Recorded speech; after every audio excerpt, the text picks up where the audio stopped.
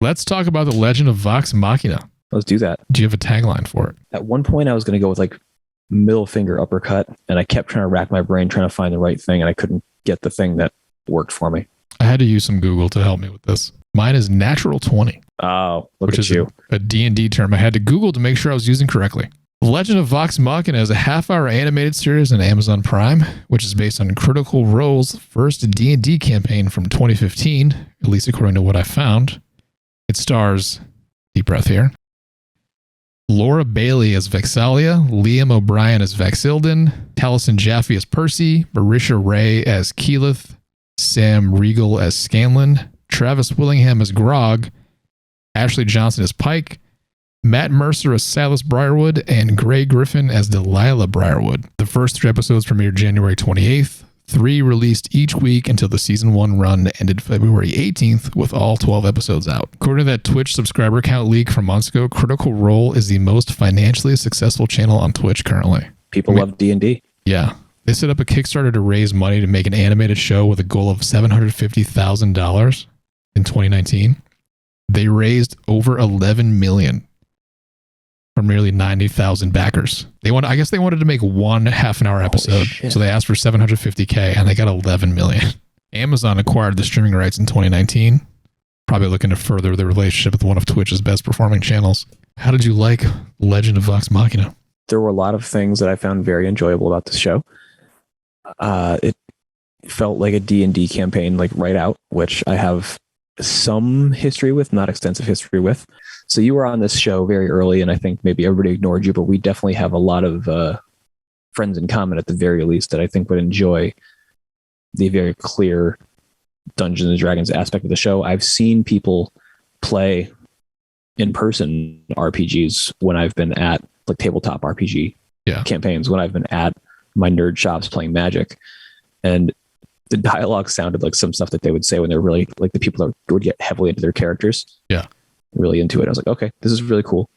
I'm not sure how much it is adapted from that. Like when I started watching it, I initially thought they basically took some of the audio and just re-recorded it. Maybe that's what they did. I don't know. But they may have. I'm not sure how tightly adapted from their first campaign it is. But it's still like the foundation of it being like that makes sense. Yes. Even down to the Scanlan character. Mm-hmm. Being the cool, edgy nerd that's actually fucking obnoxious. Yeah.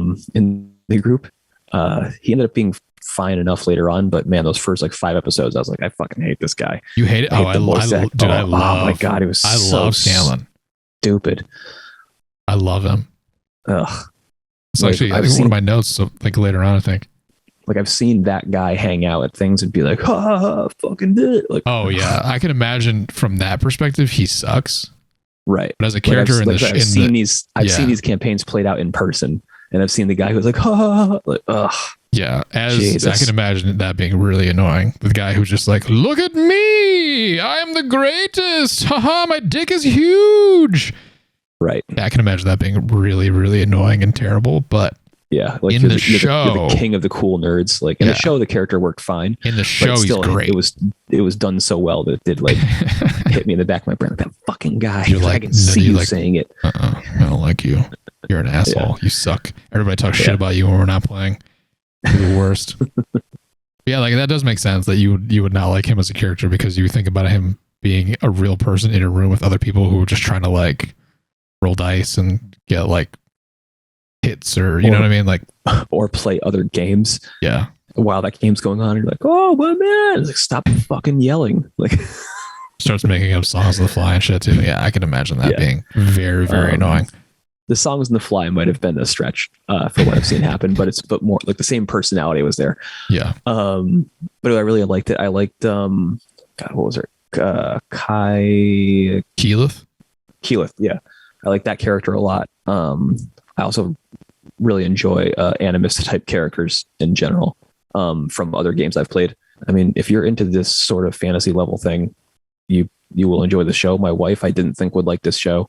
You watched it with her? Love some of the violence. I started to watch it without her, and then she kind of came into the room and just sat down and was like, she came in episode 4, and by the end of the middle of episode 5, she was like, "I'm invested." Yeah. Like, all right, so we That's watched actually the not a rest of it good. together. That's not a bad episode to go in on, right? Because the first 3 are kind of like their own story, sort of. Yeah, I think, if I remember correctly, because I well, watched the those when first they came two- out. The first 2 are their own story, and the Okay. third one kind of starts to set up the Briarwood angle. Is it redundant to say it's really well acted? Because I know like these actors or voice actors get a lot of work for reasons, like the reasons being that they're really good at what they do. Mhm. But I don't know, the way they, like I said, the way they breathe life into them just made me care about them so much. I love Scanlan and Grog in the show. They're great.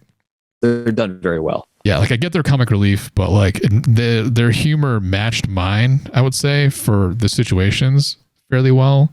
My only dig is in the beginning, I thought it was going to be, like you said, the first 2 episodes of their own contained story. I thought it was going to be a comic book style of storytelling where I was like every 3 to 4 episodes would be its own arc. Like I thought after like maybe 6, the Briarwood thing would be over. And they would go to do like to another adventure. That was more of my misunderstanding than anything though. The dragon stuff in the beginning just made me think that it was going to be like a short arc in bite-sized chunks type thing.